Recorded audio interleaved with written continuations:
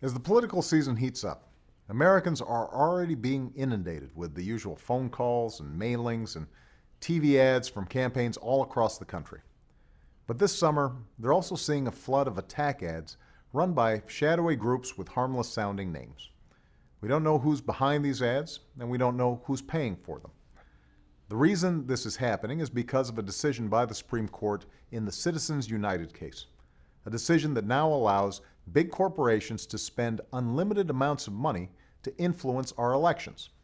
They can buy millions of dollars worth of TV ads, and worst of all, they don't even have to reveal who is actually paying for them. You don't know if it's a foreign-controlled corporation, you don't know if it's BP, you don't know if it's a big insurance company or a Wall Street bank. A group can hide behind a phony name like Citizens for a Better Future, even if a more accurate name would be Corporations for Weaker Oversight. We tried to fix this last month. There was a proposal supported by Democrats and Republicans that would have required corporate political advertisers to reveal who's funding their activities. When special interests take to the airwaves, whoever is running and funding the ad would have to appear in the advertisement and take responsibility for it, like a company's CEO or an organization's biggest contributor. And foreign-controlled corporations and entities would be restricted from spending money to influence American elections, just as they were in the past. You would think that making these reforms would be a matter of common sense. You'd think that reducing corporate and even foreign influence over our elections wouldn't be a partisan issue. But the Republican leaders in Congress said no. In fact, they used their power to block the issue from even coming up for a vote. This can only mean that the leaders of the other party want to keep the public in the dark. They don't want you to know which interests are paying for the ads. The only people who don't want to disclose the truth are people with something to hide.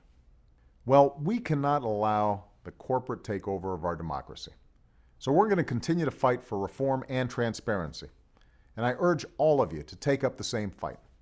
Let's challenge every elected official who benefits from these ads to defend this practice or join us in stopping it.